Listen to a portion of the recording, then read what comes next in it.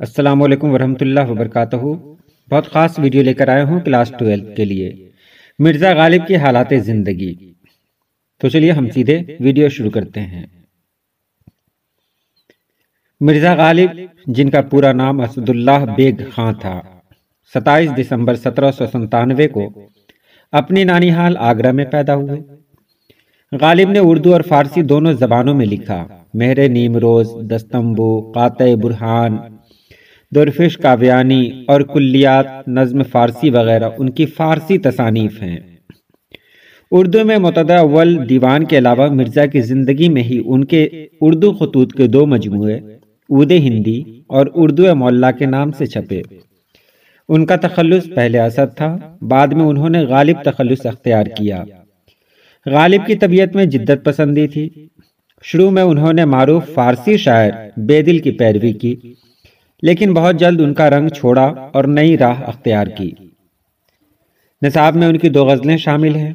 غالب کی یہ دونوں غزلیں بے حد معروف ہیں۔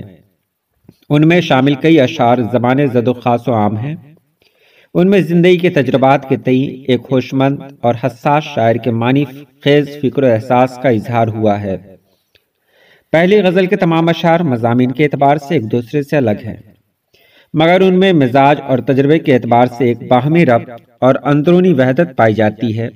صرف ایک شعر ملاحظہ فرمائیے: دائم پڑا ہوا تیرے در پر نہیں ہوں میں، خاک ایسی زندگی پر کہ پتھر نہیں ہوں میں۔ ان کی دوسری غزل کے ہر شعر میں کسی نہ کسی منظر یا تماشے کو دکھانے کا تیور موجود ہے، اور یہ تمام غالب کی فکر کی نئی جہتوں اور ان کے احساس کی رنگا رنگ اور متنوع لہروں کی منفرد شاعرانہ انداز میں پیش کرتے ہیں۔ کسی منظر یا تماشے کے تعلق سے اپنے مخصوص استفہامی اور خود کو دریافت کرنے والے ہوشمند تیور کے ساتھ ان اشعار میں موجود ہے۔ دوسری غزل کا ایک شعر ملاحظہ ہو: سب کہاں کچھ لال و گل میں نمایاں ہو گئیں، خاک میں کیا صورتیں ہوں گی کہ پنہاں ہو گئیں۔